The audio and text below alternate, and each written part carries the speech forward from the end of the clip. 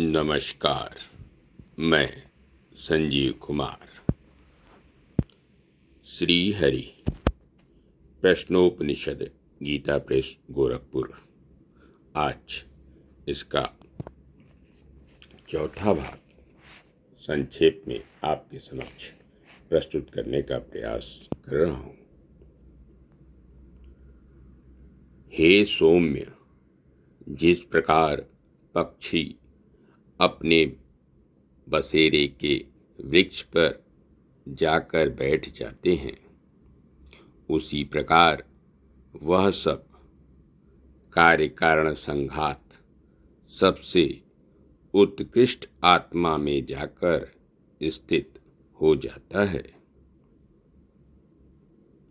पृथ्वी और पृथ्वी मात्र अर्थात गंध तन्मात्र, जल और रस तन्मात्र, तेज और रूप तन्मात्र, वायु और स्पर्श तन्मात्र, आकाश और शब्द तन्मात्र, नेत्र और द्रष्टव्य अर्थात रूप, श्रोत और श्रोत्रव्य अर्थात शब्द, घ्राण और घ्रातव्य अर्थात गंध, रसना और रसयित्व अर्थात रस, त्वचा और स्पर्श योग्य पदार्थ, हाथ और ग्रहण करने योग्य वस्तु, उपस्थ और आनंदितव्य, पायु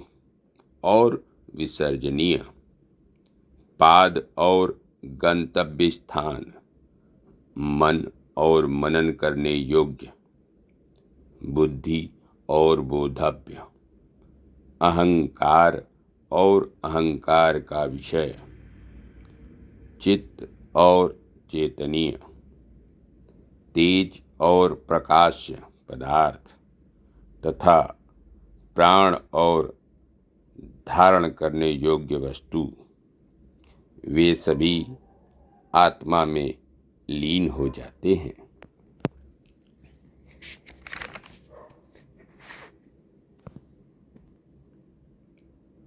यही दृष्टा, स्पष्टा, श्रोता, घ्राता, रसयिता, मनता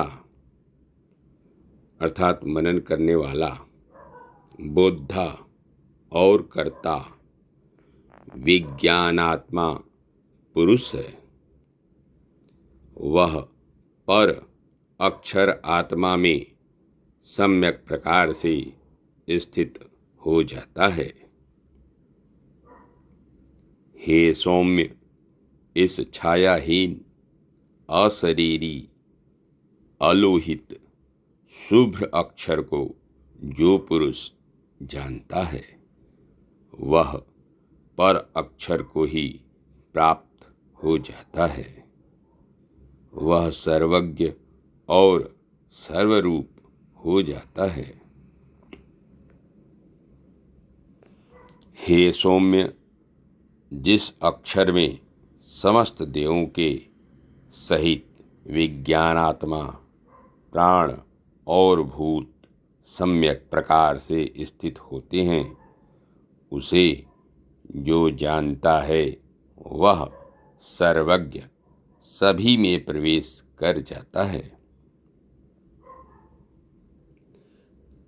तदनंतर उन पिप्पलाद मुनि से शिवी पुत्र सत्यकाम ने पूछा, भगवान, मनुष्यों में जो पुरुष प्राण प्रयाण पर्यंत इस ओंकार का चिंतन करे, वह उस ओंकारोपासना से किस लोक को जीत लेता है?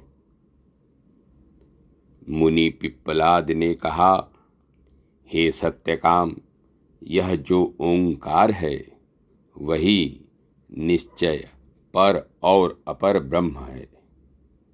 अतः विद्वान इसी के आश्रय से उनमें से किसी एक ब्रह्म को प्राप्त हो जाता है। वह यदि एकमात्र विशिष्ट ओंकार का ध्यान करता है तो उसी से बोध को प्राप्त कर तुरंत ही संसार को प्राप्त हो जाता है। उसे ऋचाएं मनुष्य लोक में ले जाती हैं। वहाँ वह तप, ब्रह्मचर्य और श्रद्धा से संपन्न होकर महिमा का अनुभव करता है।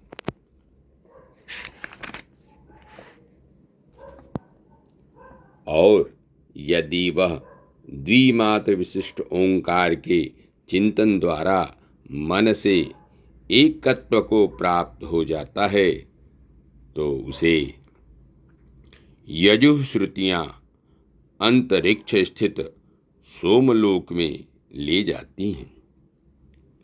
तदंतर सोमलोक में विभूति का अनुभव कर वह फिर लौट आता है।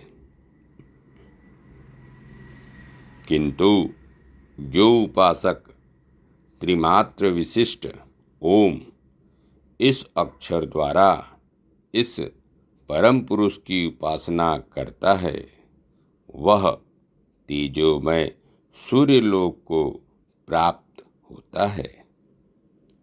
सर्प जिस प्रकार केंचुली से निकल आता है उसी प्रकार वह पापों से मुक्त हो जाता है।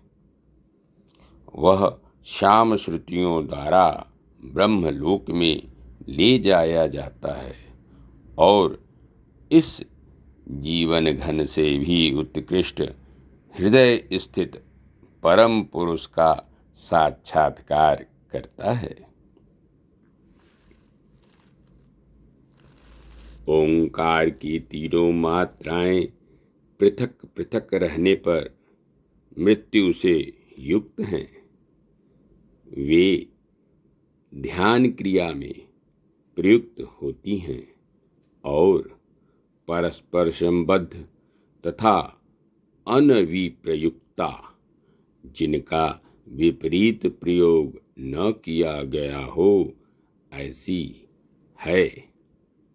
इस प्रकार बाह्य अर्थात जागृत, अभ्यंतर अर्थात सुषुप्ति और मध्यम अर्थात स्वप्न स्थानीय क्रियाओं में उनका सम्यक प्रयोग किया जाने पर ज्ञाता पुरुष विचलित नहीं होता।